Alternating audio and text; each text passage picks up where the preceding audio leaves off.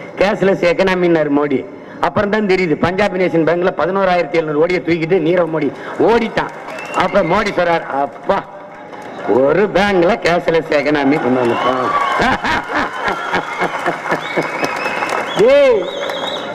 இடகடா டே, beer வித்தவனை தப்பிக்க விட்டுச்சு. 9,000 கோடியோட ஓடிப்பிட்டான்.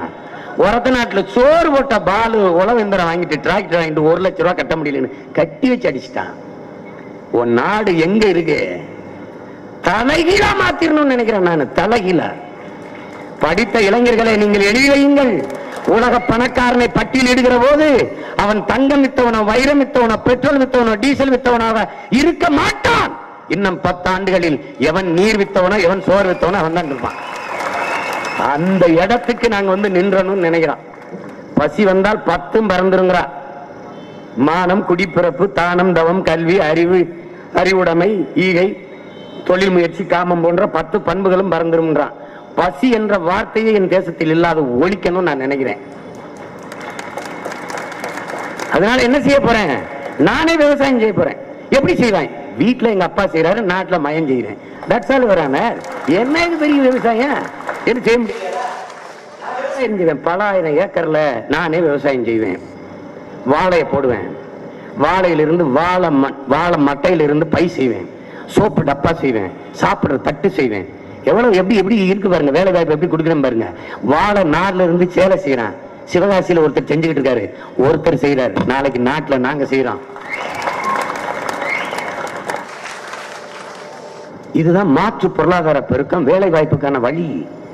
நீ இந்த கொண்டாய் முதலாளி இங்க எதுக்கு வரான்? இந்திய நாட்டு இளைஞனுக்கு வேலை கொடுக்கணும்னு மாரியத்தா கோயில வேண்டிட்டானா? இல்ல இங்க எந்த பள்ளிவாசலும் போய் தொழுது வேண்டிட்டானா? இல்ல ராஜா, அவன் எதுக்கு வரான்? அவன் நீர் பொருளாதார கொள்கைக்கு போயிட்டான். எந்த நாடு நீரை அதிகமாக வைத்திருக்கிறதோ அந்த நாடுதான் வளமையான நாடு, பணக்கார நாடுங்கிற பொருளாதார கொள்கைக்கு வந்துட்டான். பிரான்ஸ் ஒரு ஆரஞ்சு பழத்தை ஏற்றுமதி செஞ்சுக்கிட்டே இருந்துச்சு. ஒரு பழம் விலைய 50 லிட்டர் தண்ணீர் தேவைப்படுதுன்னு நிறுத்திட்டான். அப்ப என்ன பண்றான்? இறக்குமதி செய்யலான்றான்.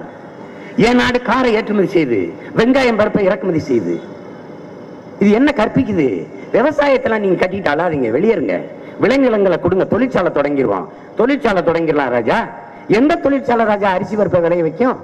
அது நிலத்துல இருந்து தானே வரணும்.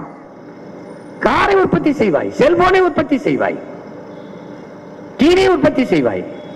ஆனால் அரிசி பருப்பை, காய்கறியை எந்த தொழிற்சாலை உற்பத்தி செய்யும்? பதில் எங்க இருக்கு? ஒண்ணு இல்ல. கடைசி என்ன பண்ணிட்டான்? எகிப்து பாலைவன நாட்டில இருந்து வெங்காயம் இறக்குமதி செஞ்சு இந்தியா. இவ்வளவு பெரிய நிலம், இவ்வளவு பெரிய வளம், இவ்வளவு பெரிய மனித ஆற்றல், இதை வைத்துக் கொண்டு அற்ப வெங்காயத்தை கூட தன் தேசத்தின் மக்களுக்கு விளைய வச்சு கொடுக்க முடியல இந்த வெங்காயங்களால என்பதை அறிவார்ந்த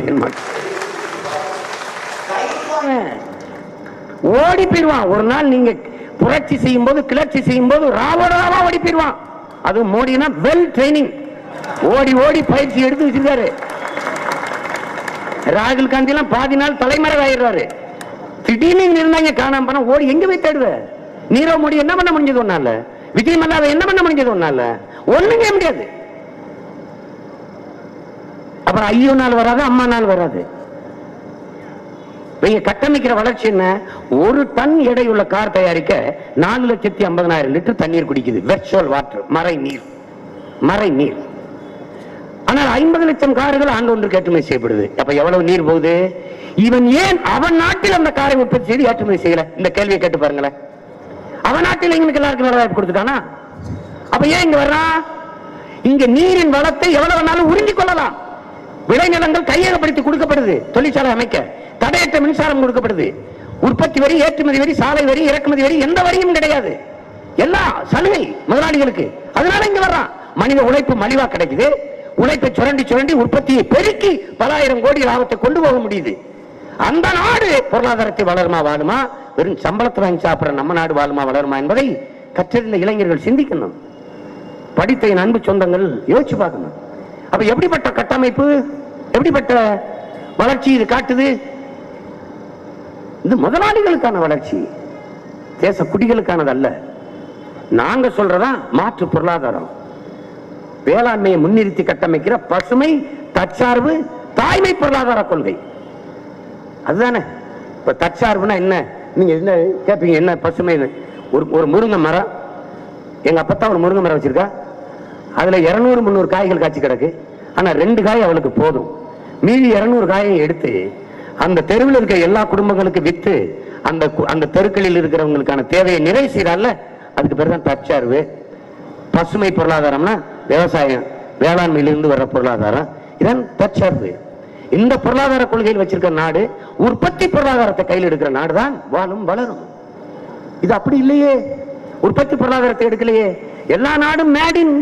சின்ன நாடு Singapore maiden, Japan maiden, Russia maiden, America maiden. ஆனா இந்தியா மேக்கின். இது எப்படிப்பட்ட பொருளாதார கொள்கை? ஏன் நீ மேடின் பண்ணல? நீ எதை மேடின் பண்ணுவ? குங்குமம், ஊதுவத்தி, சாம்பிராணி, மெழுகுவர்த்தி, கொசுவத்தி, இதை நம்ம மேடின். நீ ஏன் மேடின் இல்ல? அது காரணம் என்ன? ஜப்பான் வா இந்தியாவில் தயாரி, ரஷ்யாவா இந்தியாவில் தயாரி, என் நாடு எங்க எதை போய் தயாரிக்கும்? அப்ப எப்படிப்பட்ட ஒரு பொருளாதார கொள்கை நம் தேசம் வச்சிருக்குன்னு பாருங்க. இதை மாற்றணும்னு நாங்க நினைக்கிறோம். இந்த பொருளாதார கொள்கையில் மாற்றம் வரணும், கல்விக் கொள்கையில் மாற்றம் வரணும், எல்லாவற்றிலும் மாற்றம் கொண்டு வரணும்னு நினைக்கிறோம். அதனாலதான் உங்கள் பிள்ளைகள் யாரோடும் சேராமல் தனித்து நின்று போட்டி போடுவது காரணம்.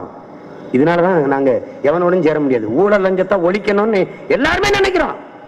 ஆனா நாங்க நினைக்கிறோம், இவங்களை ஒழிச்சாதான் ஊழல் லஞ்சத்தை ஒழிக்க முடியும் என்று நாங்க முடிவெடுக்கிறோம். அதனால இவங்களோட சேர காசு கொடுப்பான். அவன் நாட்டுக்கானவில்லை, அவன் நாட்டுக்கானவில்லை, திருட்டு போய ஓட்டுக்கு காசு கொடுக்காம நெஞ்சு வெடிக்க தெருவுன்னு கத்துறமே நாங்க தான் இந்த நாட்டுக்கானவர்கள், மக்களுக்கானவர்கள். நேர்மை இருந்தா நீ என்ன செய்யணும்? நான் வந்தால் இதை செய்யறேன், இப்படி ஆட்சி செய்யறேன், எங்களுக்கு வாக்கு தாங்கன்னு கேட்கணும். நாங்கள் வந்தால் என்று சொல்வதற்கு தகுதி வச்சிருக்க ஒரே கட்சி நாங்க தான். நீங்க நாங்கள் வந்தால் அப்படி சொல்லக்கூடாது. வந்தால் செய்யறோம்னா வந்த போது ஏன் செய்யலைன்னா என்ன வார்த்தை இருக்கு, என்ன பதில் இருக்கு? ஒண்ணும் இல்ல. ஐயா ஸ்டாலின் சொல்றாரு, நாங்கள் வந்தால் விவசாய கடன்களை தள்ளுபடி செய்வோம். விவசாய கடனாளியானது யாரால்? பதில் இல்ல. போன தடவை தள்ளுபடி பண்ணீங்க, மறுபடி கடனாளி ஆனா, இப்ப மறுபடி தள்ளுபடி பண்ணீங்கன்னா மறுபடியும் கடனாளி ஆவானா ஆக மாட்டானா? பதில் இல்ல. கல்வி கடனை தள்ளுபடி செய்வோம். மாணவர்களுடைய கல்வி கடனை கடன் வாங்கி என்னை கல்வி கற்கிற நிலைக்கு வைத்தது யார்?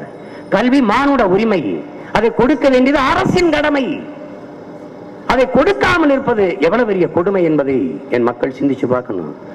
இந்த தேசத்தில் பிறந்ததை தவிர நான் செய்த பிழை என்ன? ஏன் என்னை காசு கொடுத்து கல்வி கற்றுக்கொள்கிற நிலைமையில் என் நாடு வச்சது? ஆனால் இப்ப எதுக்காக எனக்கு கல்விக்கான வரியை எடுக்குது? மருத்துவத்துக்கான வரி என்கிட்ட எதுக்கு எடுக்குது? குடிநீருக்கான வரி எனக்கு எதுக்கு எடுக்குது? சாலைக்கான வரி எதுக்கு எடுக்குது? எல்லாவற்றுக்கும் எடுத்து விட்டு தனி முதலாளிகளிடம் காசை கொடுத்து மருத்துவம் பார்த்துக்கொள், படித்துக்கொள் என்று சொல்வது எவ்வளவு பெரிய கொடுமை என்பதை அறிவார்ந்த மக்கள் சிந்திக்க வேண்டாமா? புதிய ஒரு தேசம்ங்கிறோம். இது கேட்கறதுக்கு கொஞ்சம் கஷ்டமா இருக்கும். ஆனா ஒரு நாள் இதுதான் சரியா இருக்கும்னு உங்களுக்கு தோணும். ஒரு நாள் என்கிட்ட ஆட்சியை கொடுப்பீங்க. அந்த ஆட்சி செய்யறத பார்த்துட்டு என்ன தலையில அடிச்சு சொல்வீங்க, 10 ஆண்டுக்கு முன்னாடியே இவங்கிட்ட கொடுத்துருக்கலாம்னு நினைப்பீங்க.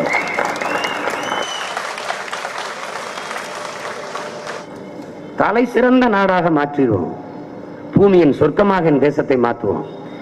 நீர் இல்ல, சோறு இல்ல, பசி, பட்டினி, வேலை இல்ல, இந்த பேச்சுக்கே இடமில்லாத நிலைக்கு என் தேசத்தை உயர்த்திடுவோம் உங்க பிள்ளைகள். எனவே அன்பிற்குரிய மக்கள், என் அறிவார்ந்த சொந்தங்கள், வேட்பாளராக நிற்கிற போட்டியிடுற பிள்ளைகள், எங்கள் பிள்ளைகளை பாருங்க. யாரும் பரம்பரை அரசியல் செய்த தலைவர்களின் வாரிசுகள் அல்ல. இவர்கள் புதிதாக போய் என்ன செய்ய போறார்கள்? ஐயா தயாநிதி மாறன் வென்று போய் என்ன செய்ய போறாரு? புதுசா என்ன செஞ்சிட போறாரு? 18 ஆண்டுகள் மத்திய அமைச்சரவையில் இருந்த கட்சி ஒரு மாநில கட்சி திமுக தான். அப்ப செய்யாத ஒன்றை பெண்மை என்ன செய்ய போகுது?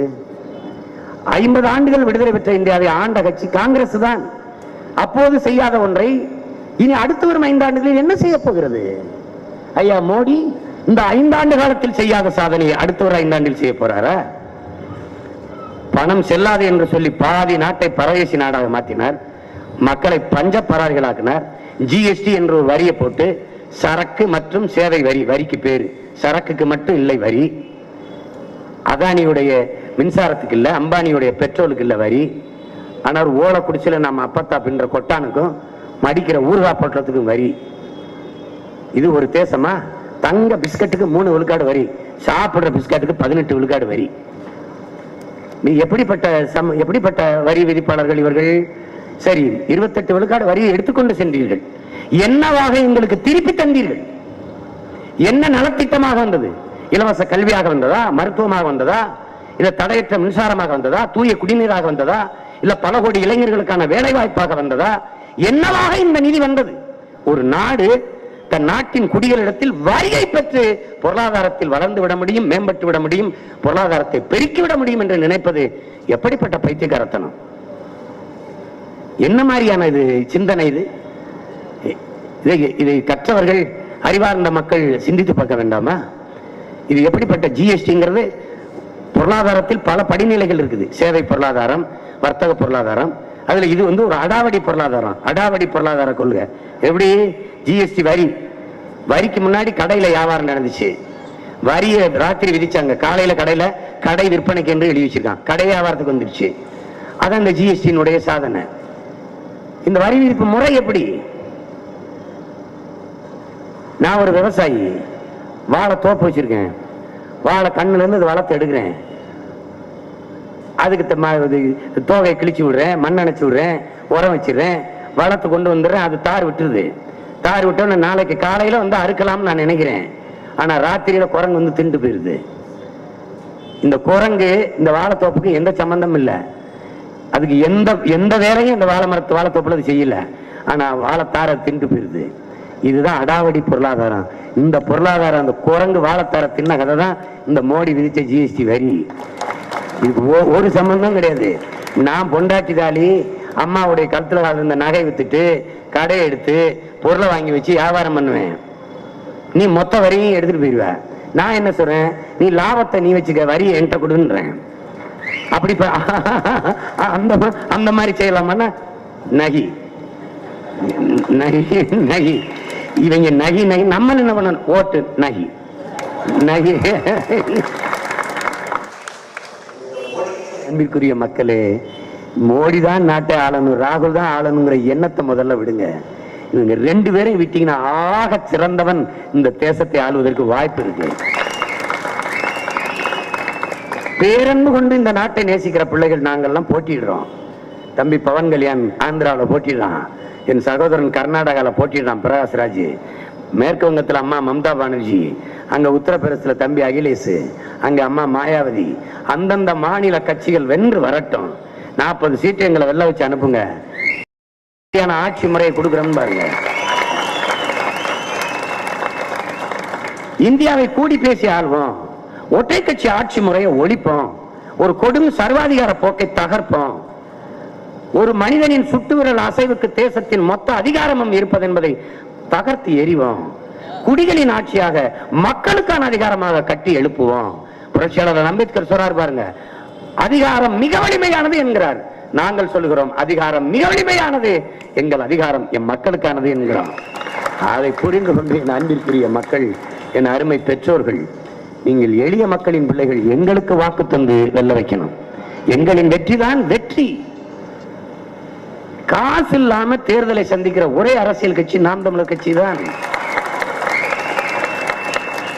இவர்களால் காசு கொடுக்காமல் ஒரு ஓட்டு பெற முடியாது. ஏனென்றால் அவ்வளவு நேர்மையாளர்கள், அவ்வளவு நல்ல ஆட்சி தந்தவர்கள். இவர்கள் செய்ய முடியாது. இவர்களால் 2000 3000 நோட்டை வாங்கி கொண்டு ஓட்டை விற்கிறோம். அவர்கள் அந்த ஓட்டை வாங்கி கொண்டு நாட்டை விற்கிறார்கள். இதுதான் காலங்காலமாக நடக்கிறது. இதை மாற்றணும். ஊழல் லஞ்சத்திற்கான விதையே ஓட்டுக்கு காசு கொடுப்பதில் ஊண்டப்படுது. 100 கோடி முதலீடு செய்து தேர்தலில் வென்று போற ஒருவன் எப்படி மக்களுக்கு சேவை செய்ய வருவான்? தன் லாப தேவைக்கு முதலீடு செய்கிறானா, மக்கள் சேவைக்கு முதலீடு செய்கிறானா என்பதை அறிவார்ந்த மக்கள் சிந்திச்சு பார்க்க வேணாமா? எனவே படித்தவர்கள் நிறைந்து இருக்கிற மாநிலம், எதிர்கால தமிழகத்தை வலிமை மிக்க வளமை மிக்க நாடாக மாற்றி படைக்க காத்திருக்கிற இளைய புரட்சியாளர்கள் நிறைந்திருக்கிற தமிழகம். என் தம்பி தங்கைகள், நீங்கள் ஆய்ந்து தெளிந்து வாக்கு செலுத்தணும். வாக்கு எந்திரத்தை போய் பாருங்கள். உங்கள் பிள்ளைகள் எவ்வளவு தூரம் மறைக்கப்படுகிறோம், நிராகரிக்கப்படுகிறோம் என்று.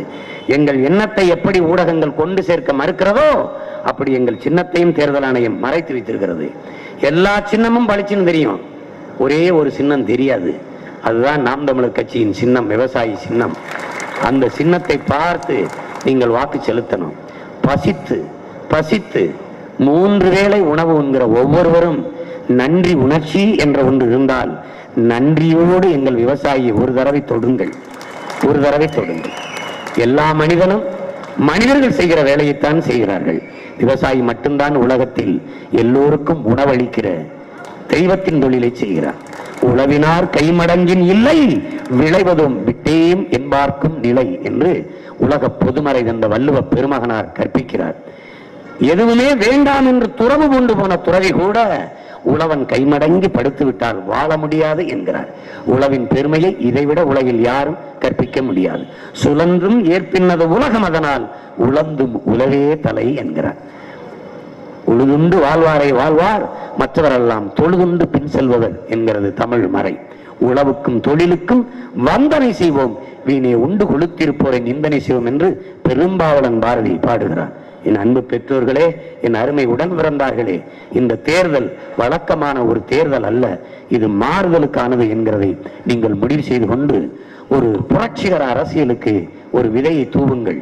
விதைத்து விதைத்து வளர்த்து வளர்த்து அறுத்து அறுத்து உணவை கொடுத்த விவசாயியை ஒரு தடவை தொடுங்கள். புதிய அரசியலுக்கான விதையை அவன் விதைப்பான் இந்த பூமியிலே. என் அன்பு மக்களே, உங்களின் சின்னம் விவசாயி. கைகட்டி நிற்கிறான் அந்த ஏழை விவசாயி. காலங்காலமாக உழைத்து உழைத்து ஓடாய் தேய்ந்து போன அந்த விவசாயி.